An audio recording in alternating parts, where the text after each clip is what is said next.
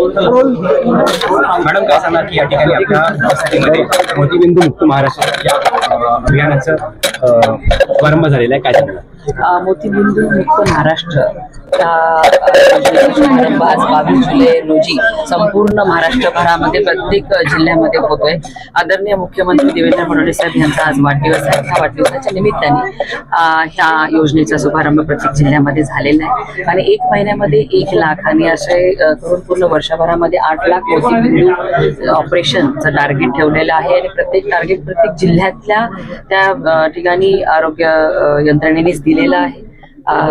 जिल्ह्यातल्या सगळ्या आरोग्य विभागाची यंत्रणा परत काही सेवाभावी संस्था असतात त्यांच्या माध्यमातून हे टार्गेट पूर्ण केलं जाणार। राज्यात 20 लाख नोंदी त्यासाठी काही आपण काय उपाय करू शकतो, कसे काही केंद्र त्याचे कारण काही संशयित रुग्ण आढळल्यानंतर आपण जर विभागाला विचारलं त्याच्याकडे हे बघा, तो GPS सिंड्रोम जो आहे तो अनेक वर्षांपासून कुठे ना कुठे काही प्रमाणामध्ये लोक आढळायचे पेशंट की ज्यांना त्याचा प्रादुर्भाव झाला किंवा त्या व्यक्तीला त्याचा संसर्ग झाला। असं पाणी उकळून पिलं पाहिजे आणि जेव्हा जेव्हा योग्य ट्रीटमेंट मिळते तेव्हा तो व्यक्ती बराही झालेला आपण बघितलेला आहे। हिंदी में बताइए की जानना में आज बघा, टप्प्याटप्प्याने ते होते जे इन्कम टॅक्स पेयर्स आहेत किंवा 4 व्हीलर वाले आहेत तशांच्या त्या कमी होत आहे, कारण की ही योजना फक्त गरजू लाडक्या बहिणींच्यासाठी होती।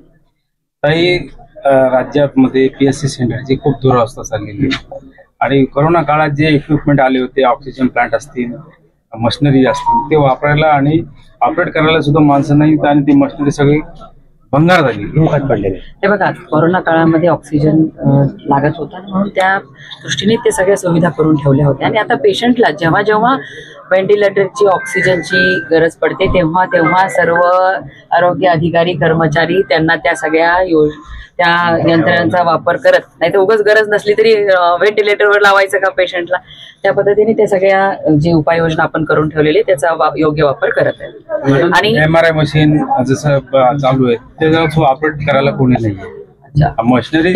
आज बघा, त्यासाठीच आरोग्य विभागाचा आणि ऊर्जा विभागाचा आढावा घेण्यासाठी मी आली आहे, कारण मी काही मागे बातम्या वाचल्या होत्या की आरोग्य यंत्रणामध्ये काही थोड्या अतिरिक्त जागा रिक्त आहेत किंवा काही, ते सगळं बघण्यासाठी आली आहे। ह्यापुढे मराठवाड्यातल्या कुठल्याच जिल्ह्यामध्ये आरोग्य सुविधा अशा काही कारणांमुळे चांगल्या मिळत नाही असं ऐकायला नको, म्हणून त्या सगळ्या गोष्टी बघण्यासाठी काय हिंदी में बताइए की आज आहे।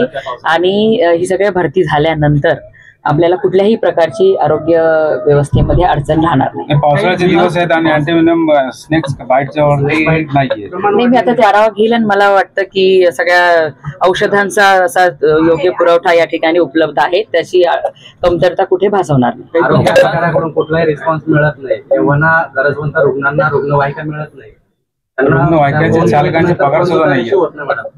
ह्या सगळ्या गोष्टी बघा, एखाद्या दुसऱ्या पेशंटच्या बाबतीमध्ये झालं तर सगळ्याच यंत्रणेला आपण दोष देऊ शकत नाही, पण अलर्ट मोडवर यंत्रणा आहे, कारण की सक्त सूचना आपल्या मुख्यमंत्री महोदयाच्या आहेत, त्या पद्धतीने सगळं काम करत आहे। जरी थोडं पुढं कमी जास्त तर तुम्ही माध्यम समोर आणता आणि त्याच्यावर आम्ही करेक्शन करत आहे।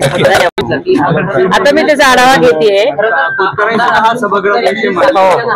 त्या संदर्भातच सन्मान्य सदस्य आमचे नितेश खोतकर साहेबांनी सुद्धा विनंती केली होती एक बैठकीची, ती बैठक आम्हाला आता घेतच आहोत।